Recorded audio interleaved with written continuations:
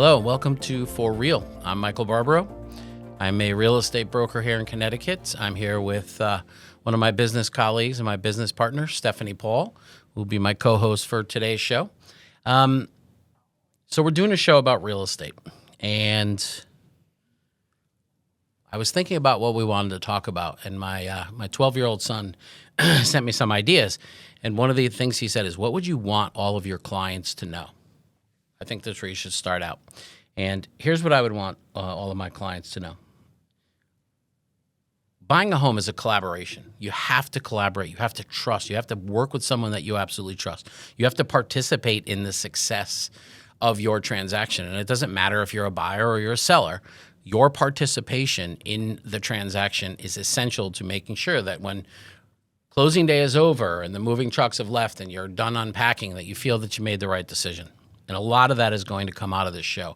Our goal here is to have this be an interactive show. So you're going to see next to my name up on the screen, you're going to see an email. We're encouraging you. This show's success depends on collaboration with actual buyers and sellers.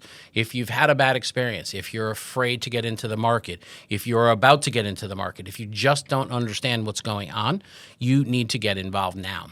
One of the things that I've tried to teach my kids since day one is to be resourceful. You need to be resourceful with our resources. So if you have a real estate professional, one of the things we have, if you go to someone who's works with one of the bigger firms, and maybe they have people that have been in the business all around them for years and years and years, you need to tap into those resources. Our professionals, what we're going to refer to a lot on the show as transaction partners, those are lenders, those are home inspectors. It's all part of your team. And so the goal for today's show is we really want to start to lay out how you participate and how you become a successful buyer or a seller. And part of that is asking questions. It seems counterintuitive that you're going to meet someone, particularly today, right? Many years ago, most people met their agents through a friend or it's a family member. Today, that's dynamically different than the way it was 20 years ago. Many consumers are meeting their realtor for the first time at the first property they want to see through portals like Realtor.com and Zillow. And that's okay, because you can meet them there for the first time, but maybe we can set you up for success. So Steph and I are going to be working on this with you. We're going to be working behind the scenes. We're hopeful that as we move along and this show becomes more and more interactive, and I promise you, when we say we want it interactive, we mean it. If you want our background to change, whatever it is, send us the stuff. If you want me to shave or get my hair cut or Steph to do whatever you want to do, we need to hear from you. We want this to be the case. We want this to be something where you're going to benefit from it. Anybody that's ever come to me and seen me speak anywhere knows I don't work with a pitch deck or I don't work with a PowerPoint presentation behind me. Coming to hear me speak and just listening to what I want to say and not getting your questions asked, that doesn't make a lot of sense to me.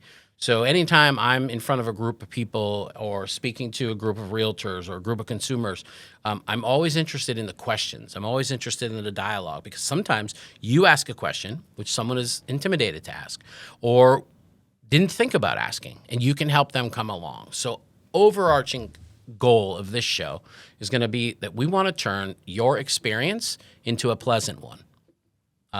This is a very different transaction. This is something that most people do once every, I don't know what the stats are today, they change 7 to 12, 7 to 10, 8 to 12 years. This isn't like picking the wrong pizza place.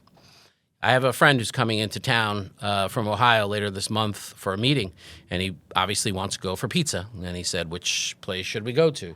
Well, if we choose Sally's, and he says, geez, I didn't really like that, which is not likely. But the next day we can go to lunch and we can go to Pepe's, or we can go to Modern, or we can go to a bar, or we can go to one of 100 other places in the area. That's not the case with buying a house, and that's why you need to get it right the first time. That's why you're going to hear me and Steph and my whole team. You'll hear from other people on our team for different topics. But our common theme is going to be over-communicate. At our company, what we do is we over-communicate. We tell you when we don't have anything to tell you. We tell you what to expect.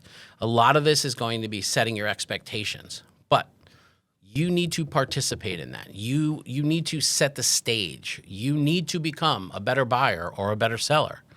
And along those lines, it comes with being resourceful. Utilize the resources that you have and ask those questions.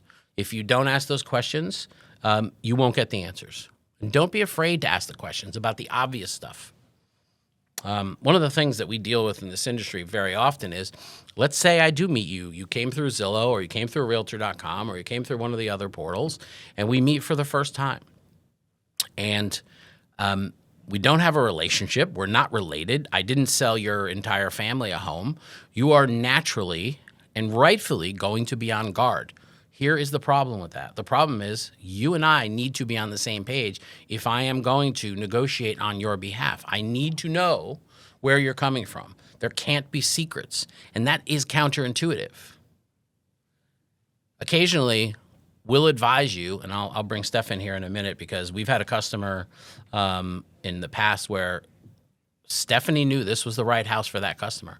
And she was pushing that client to raise their price, so much so that I was a little bit uncomfortable, and I pulled her aside afterwards, and I'm like, I think you pushed that a little too hard. And the client didn't come up, the buyer didn't come up on their price, and she lost out on the property. And 2 days after that, she wanted out of our agreement because we didn't push her hard enough, because she didn't want to spend too much, but she wanted that property. Stephanie knew it was the right property for her. She knew how much she had to go. But there's this conventional wisdom in the back of a consumer's head that says they want me to pay an extra $5,000 because if they're commission based, then they're going to make a little extra money. And so ask that question, and then let us answer that question, because it is a reasonable question to ask. It's a logical question. I'm sure you remember the client very well, and our conversation very well. Because give us a chance to say, for us, it's not about the commission on an extra $5,000. It's about helping you get into a home that is the right home for you, that fits and checks off all the boxes that you told us you wanted.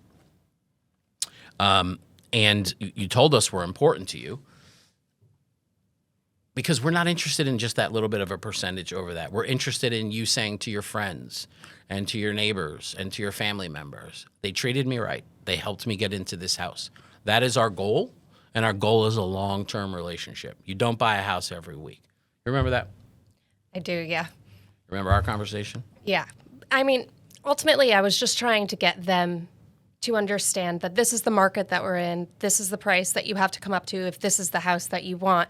They weren't really understanding that when I was explaining it to them. That's probably why you caught that out. But it ended up that it wasn't even pushing them hard enough. So, right. Yeah, it would be helpful if people kind of understood that we're here to support you and help you get into that house that you're looking for. But we're going to give you a little tough love sometimes too. I think that kind of dialogue, I think that kind of straightforward asking the questions that are uncomfortable. My whole team knows I'm all about asking questions. We also own a technology company. We build technology. Getting into technology for us, real estate technology, things to help you in your transaction, help us better serve you. It was new terrain for us. And when I first met with one of our outside developers, our inside development team, we trust. They're part of our team. They're our business partners. But we were going to use some outside developers. And I thought to myself, I can pay this person to build this piece of technology, and what's going to stop him from selling it to someone else? And I asked him, I said, we haven't known each other, but I'm a straight shooter, and I want to know that. And so we got to the point where we asked him the question. It was an uncomfortable question, but that helped me build a relationship, and that's 3.5, 4 years ago, and we're doing that. So we're coming up on time for our first segment. What I'd like to do is let's take a break right here. We'll come back. Let's talk to you about, I don't know, we'll figure it out as we go along. Maybe we'll break it down into whether it's a buyer or a seller, but let us come back after the break, and we'll start talking about some things we believe you might be interested in. All right, we're back. If you haven't yet, take a look at that email. I'm going to keep hounding you to look at that email on the bottom. Send us an email. Let us know you watched. I know it's going to take us time to build momentum, but we want to know. We want your questions. Before we get into something, let's talk about a few other things. We want ideas as well. How do you think we can help you? We have some ideas that we might be able to kind of document a transaction all the way through. We might be able to take a buyer and work with them and bring them all through the transaction to help you take away, demystify it, if you're thinking about getting in that market or if you're thinking about selling. Let's do that. And so send us your ideas. Send us if that's something you're interested in. Send us your questions. If you are willing to be on the show, we're happy to have you either in studio or Zoom you in or maybe do a video. Or if you're not comfortable with that, we're very happy to just bring your question, post it onto a screen and answer your question and reply. And we're also happy to help you outside of the show, right? We don't want people to say, look, I don't want to be part of this. I don't want my family to know, whatever the case might be. So let us help you in any way that we can help you. So if you haven't, take down that email address, forreal@wtnh.com. It's forreal@wtnh.com. Get that email address. Get us some questions. Get us some suggestions. And help us make this a show where we help other people achieve home ownership. One of the biggest, things that I think we deal with is people that really don't understand that they could afford to buy a home, right? It's so mysterious to a lot of people and first-time home buyers who don't know the programs that are available to them, who don't even understand what it requires. Like in some cases, it's easier to buy a home than it is to buy a car. And interest rates don't work the same way as they do when you're buying an automobile, right? So there's some great programs, and we have 20,000 agents here in Connecticut that can all help you get to those programs.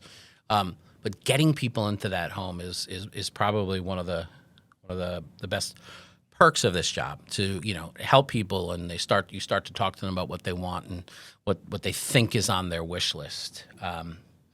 But first and foremost, there's something I've been saying for years and years and years. Time in the market is better than time on the market. Something like that. What is it? Actually, it's not mine. It's one of my business partners, and I learned it yesterday.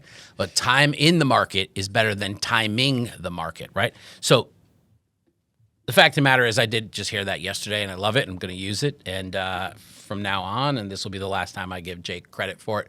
But I'll tell you this. It's so true. When he said it, it rang true to me, because we have clients like that. Like, we have clients that it's the interest rates were never low enough to buy a house.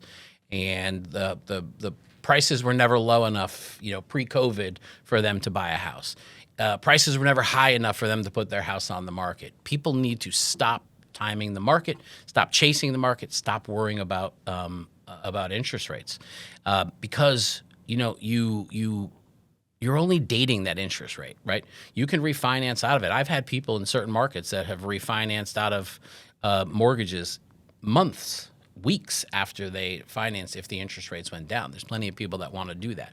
So our goal is to get people into a house that fits their needs. And we have a slogan. It says buyers are liars, and it doesn't necessarily mean it in a derogatory sense. It means people just don't understand what they want, right? Occasionally we had people that say, look, I can never live in a condominium. I can never live in this town. I can never live in a Cape. I can never buy unless the property was this big or near a highway or whatever the case might be. And then the first house they fall in love with is exactly what they told us that they don't want. And so we listen to you, and at least this is our practice, right? We'll apologize and we'll say, look, we were listening, but we want to send you a little bit more broadly. If we start to narrow down your search to exactly what you said, let us show you everything that's available. It's not an endless list of homes that are available. We're not asking you to look through thousands of them, and that we need to kind of pull back and abbreviate it for you or kind of curate it for you. Let's look at what's available. Help us know what you like. I mean, that's a big thing that we talk about all the time. Yeah, all the time. We have to, we, like you said, in our company, we have, we set them up to let them know we're going to send the properties that might not fit your needs.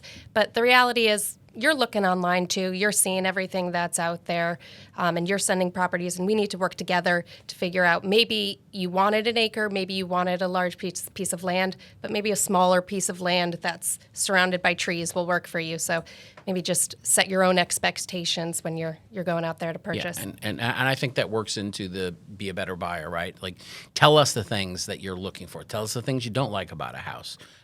Perhaps they're curable. I will tell you a quick story. I was out with a client a month and a half, 2 months ago, and she was helping her son and her daughter-in-law and her 2 grandchildren buy a home, move from a condo to a home. And we went and looked at a piece of property, and it was listed for $500,000, and it was in terrible shape. But most of it was cosmetic. And so we walk out of the house, and we're on the front lawn, and they're like, absolutely not, no way. Sorry we made you waste your trip. And I said, this is a beautiful piece of property. The landscaping was beautiful and mature. It would cost you hundreds of thousands of dollars to do that. Was it overgrown? It was overgrown. Was it poorly maintained? It was poorly maintained. There was horrible and terrible carpeting throughout, and leaks in skylights, but the floor plan of the house was great. It was a great area. It was a great street. The property was beautiful. There was an old pool that looked like a swamp, but they said, well, it's not worth $500,000 to us. And we said, well, I said, what is it worth? And we came to an amount. And for them, it was worth $400,000. And then they said, we don't want to lose it, so let's go 410. And they bought this house, right? You don't know what you're going to get. And they bought this house. And I was at an event just 2 or 3 days ago with this woman, and she's showing someone pictures. She's showing another agent pictures of this house. He had shown that house to his own clients, but they had passed on it. And they found out there was hardwood underneath the floor, and they trimmed back all the landscape details. It looks like an entirely different house. And what that was is me knowing what they wanted, what they were looking for. They were looking for something that they can grow into. I believe they put about $50,000 into this house. If they wanted, we can probably sell it for, I don't know, what do you think for that house? 650, something like that. And so sometimes having someone just push you over that, and it's an entirely different conversation now about that house. That's timing in. That's tapping in. I knew what they wanted. If they were siloed off, if I had no idea, if I was just opening doors for them, the reality is I'm going to make the same amount of money. You, as the buyer, lose out. And so we're trying to get you to use our resources to make this a more valuable interaction, to help you not make a mistake that you're going to regret. When I was, before I was a real estate broker, I was a builder, and I would always accommodate people's changes because I knew from personal experience that if you drove into that driveway every night after work, especially if you were in traffic on the way home from work or you had a bad day at work and you saw something that you didn't like about that house, you're going to regret that you didn't change it. So let's do it. Let's change it. The same thing. And we all know these people. We have a studio audience in here of about 50, 60 people right now, and I appreciate everyone being quiet for us.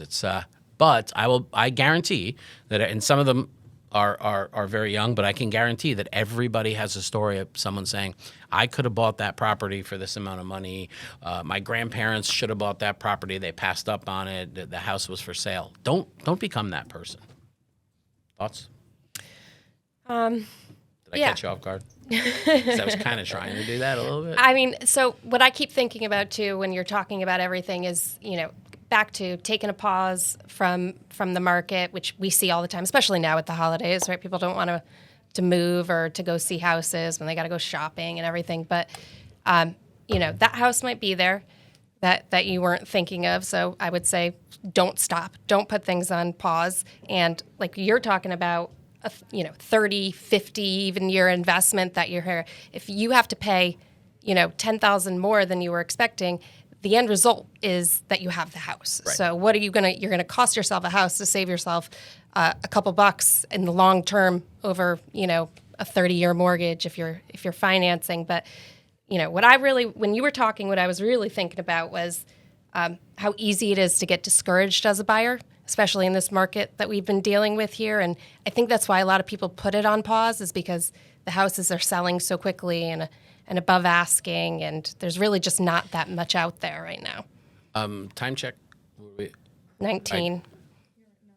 Okay, we've got about a minute left. I want to just end this segment before we go to break again with something. It's important for your real estate agent, your real estate broker to set your expectations. Don't put them in a defensive posture, right? Sometimes you make yourself unapproachable. So we want you want us to be able to set your expectations. And sometimes that's going to be maybe letting you down a little bit or like a little disheartening, but that's what's going to prevent you from falling into what Stephanie says. And we see it all the time where someone is like, we're just discouraged. We need to take a break. It is a busy market here in Connecticut. We are at historically low inventory rates. And so what we're going to need to do is build that relationship. And that's going to be the premise of the show. How do we get you a better relationship, more resourceful, and into your forever home? So with that, let's take a quick break and we'll come back. We'll finish up our last block begging people to interact with us and give us some advice and give us some questions. Otherwise, we're just going to hit up the Reddit boards and find our own stuff. We'll be back. Okay, we're back. So this last block, it looks like we went a little bit long on that last block. So let's just spend a little bit of time also encouraging you to reach out to us. We've got an endless amount of topics we can talk about. We would absolutely much prefer the dialogue and the conversation, and to be able to handle real world issues and help you. We're going to be spending a lot of time in our next episode about setting your expectations, setting your expectations about things like the mortgage process, setting your expectations about actually seeing properties, particularly multifamily properties, and those can be difficult to get in, and we can explain why, and the differences between what the house is going to look like and what the pictures look like when you see them online. That's a big adjustment for someone to see, and there's a little bit of discouragement. But after the first few, you're gonna learn that curve, and you're gonna be able to know what you like and what you don't like before you even get out to see it. We're gonna talk about offers and responses to offers and valuation and what is list price and what does it mean and what is an appraisal and why are we still doing appraisals. So we have a lot of topics we're going to cover, and we can go on about this, but like I said, we're hopeful that we could either get your input or bring in some of our own clients that have had some experiences that think you'll benefit from them. I think guests are going to be important. We're also going to be bringing in, as I said, our transaction partners. We're going to be bringing in people that have expertise in inspections and septic systems and home automation and heating systems and some of the more nebulous things like geothermal heat pumps, closing attorneys, all different types of mortgage lenders. So if you're a conventional buyer, an FHA buyer, or a VA buyer, we can get you into that house. You won't be shut out. There's programs out there for you, 100% down payment programs if you qualify, 3.5% down payment programs, 3% down payment programs. So we are ready to go.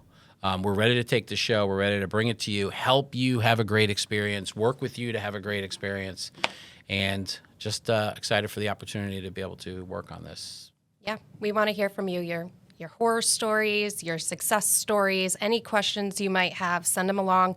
We'd love to chat with you and help you navigate through this process. Right. Just want to reiterate again, if it's something you're not comfortable with talking about on the air, we're still willing to help. And if we can get you, we'd love to help you. So thanks for spending a little time with us today. We're on a journey. This is just the beginning. And as we go in this together, it'd be great to document some of our success stories. So thanks for joining, Steph. Thank you for helping me out today. Pleasure. And hopefully, I'm sure you'll be back plenty more times. Thanks for watching. We'll see you next week. Thanks, everyone.